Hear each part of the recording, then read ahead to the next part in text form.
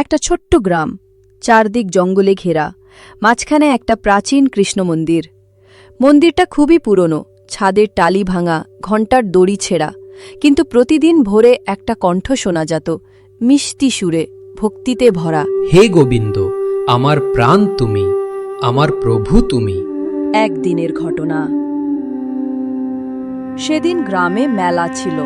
সবাই সাজগোজ করে মেলায় গেল। কেউ মিষ্টি কিনছে, কেউ খেলনা, কেউ পোশাক। কিন্তু গোবিন্দ গেল মন্দিরে। প্রভুর সামনে বসে চুপচাপ বলে উঠল, প্রভু, আজ মেলায় সবাই তোমার জন্য দামি দামি ফুল, মালা, মিষ্টি আনছে, কিন্তু আমার কাছে তো কিছুই নেই। আমি কি দেব তোমাকে? সে একটু ভেবে নিজের হাতে তৈরি একটা ছোট তৃণমালা, ঘাস দিয়ে গাঁথা মালা, প্রভুর গলায় পরিয়ে দিল আর চোখ বন্ধ করে প্রার্থনা করল। তুমি যদি আমার ভালোবাসা গ্রহণ করো, তবেই আমি ধন্য, প্রভু। তখনই ঘটল অলৌকিক ঘটনা। সেই রাতেই গ্রামের মন্দিরে বাজ পড়ল, ভয়ঙ্কর আওয়াজে ছাদ কেঁপে উঠল। সবাই দৌড়ে এলো, দেখে অবাক, কৃষ্ণমূর্তির গলায় সেই ঘাসের মালা জ্বলজ্বল করছে, যেন সোনার আলো ছড়াচ্ছে। মন্দিরের পুরোহিত চমকে বললেন, এই তো অলৌকিক, এই মালা তো কেউ মন্দিরে রাখেনি।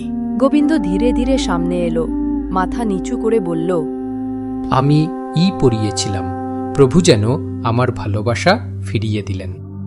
পুরোহিত তাকে জড়িয়ে ধরে কেঁদে ফেললেন। গ্রামের লোকের চোখেও জল।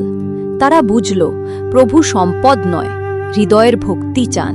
গ্রামের ধনী মানুষরা মন্দির সংস্কারের সিদ্ধান্ত নিল। সবাই মিলে নতুন টালি, নতুন ঘণ্টা লাগালো। কিন্তু মন্দিরের ভেতরে সেই পুরনো তৃণমালাটা রাখল একপাশে, একটা কাচের বাক্সে।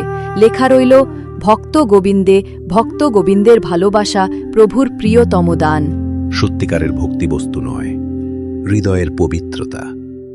প্রভু ধন বা রূপে নয়, নিষ্কলুষ ভালোবাসায় সন্তুষ্ট হন। যার মনে প্রভুর প্রতি নিঃস্বার্থ প্রেম আছে, তার জীবনেই প্রভুর অলৌকিক করুণা নেমে আসে।